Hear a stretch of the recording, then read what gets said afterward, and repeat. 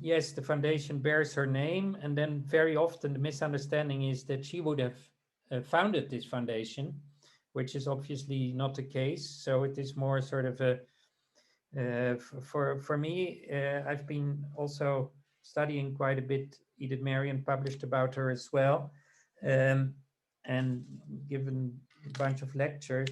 It's great that there are now books. But if you look back, I think one element is very, very interesting about her biography, as we have here mostly sort of hardcore anthroposophists who know not a lot about the history of the society and so on. We all know that the history of the society after 1925 was a long, long phase of fights between different parts of the founding Vorstand, and then different country societies who partly were expelled and all of that. And I think it is a very, very interesting element in when you look to Edith Maryon. So there's one element which was not named tonight, and that is there were 6 original Vorstand members.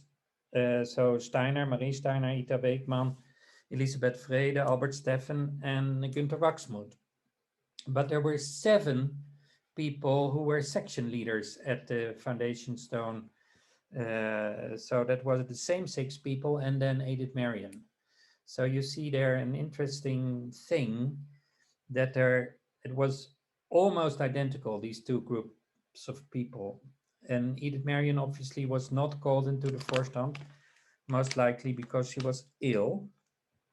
But that gives sort of an interesting picture. So I got very young age very interested in this person, and then you see that which is very special, she is the only one of those who died before Steiner. The other original Vorstand members lived for another at least 20 years. So this gives also an interesting perspective that she was never part of any of these fights. Yet being in this original circle, which was like the first group who led the school and the sections. Anyway, but then you see that sort of she was around 60 years completely forgotten. There have been very small publications in a couple of magazines, mainly from sort of the sculptural side. And then the first book which came out was also of Rex Raab, very much from the whole sculptural side. But then comes 1990, and then you see that sort of there is a change, because then this book, first the book with the correspondence comes out, 1990, which was sort of a sensation because it happened to be, Edith Maryon happened to be the person where Steiner had corresponded with most in his life. And then the book from Rex Raab came, and then the book from Peter Zelt followed. And by the way, also a book which was not mentioned tonight of Judith van Halle, which is more about the group, but also about her. And other publications have been there as well. And then also in 1990, this foundation was founded and has been, quite a success. So in my opinion, if you look at, some impulses of Steiner are still very, very at the beginning. If you look to pedagogy, we have 1,000 schools and another 2,000 kindergartens who at least have some connection to his pedagogical impulse. We have all those curative homes. Biodynamic farming is strong. The whole therapeutic impulse. Other impulses are less strong, and some of them started much later. So Alternative banking is now inspired by Steiner, is now some 40 years old, only started long after his death. But what the Edith Maryon Foundation does is, alternative ways of ownership of both land and real estate. So, and we consider ourselves very much to be pioneers there, because there is not so much in that direction, and that is our mission and our vision to to find other ways of ownership of land and buildings than the traditional ways, that it is either pure private property or it is sort of owned by a country or a state, but something else.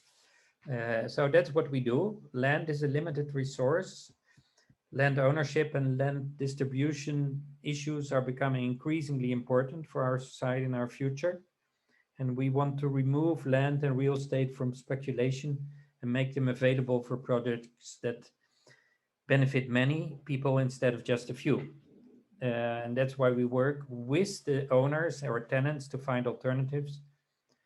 To make primary goal is to make the land debt free and support and secure socially responsible housing and workplaces for the long term. So this is what we do. And when the foundation was founded in 1990, we did have no property for the first couple of years, just ideas. And the notary who had to help us with the start of the foundation was very surprised that somebody would want to start a foundation with 12,000 Swiss francs, which is around the same amounts in dollars. But yeah, since then it has been a long success story. And maybe this is a nice little introduction, because we are somehow inspired by Edith Maryon's social housing impulse, which was named in the lectures tonight. What was not mentioned, that there was, like, after World War I, there was this phase of Germany where things went very bad economically, and there came this approach, the phase of hyperinflation, and that led also to that there was very, very difficult situation in Switzerland. There was no hyperinflation in Switzerland, but at once the rents went up, like doubled and tripled, and it was very difficult for the people who they all lived in some kind of rental property somewhere around the hill. And that was when Edith Maryon had this impulse and collaborated with an architect, Mr. Bai, and found some money also. And then this was, these houses are now property of the Goetheanum, but they were not in the beginning. They were in a separate organization. And that is the story of those.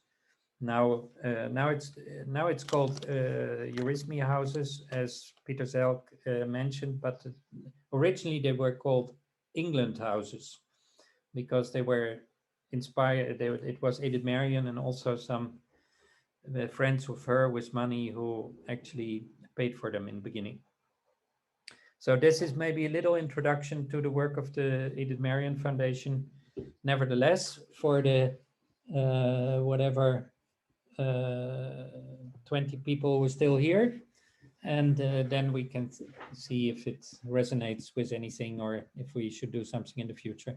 May I ask you something, Rembert? Are you one of the first three? No, I'm not one of the founders, who were three friends of mine, but I was involved from quite the beginning, and I'm now on the board of this foundation. Yes.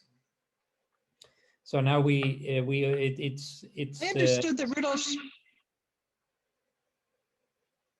I wanted to say I am so thankful that you just shared all of that with us. It really went straight to my heart. And I'm here in California, and the rents are tripled, and it's just we need you here. And I don't know, Rembert, I don't know how to pronounce your last name, so I was hoping you could tell us your name again.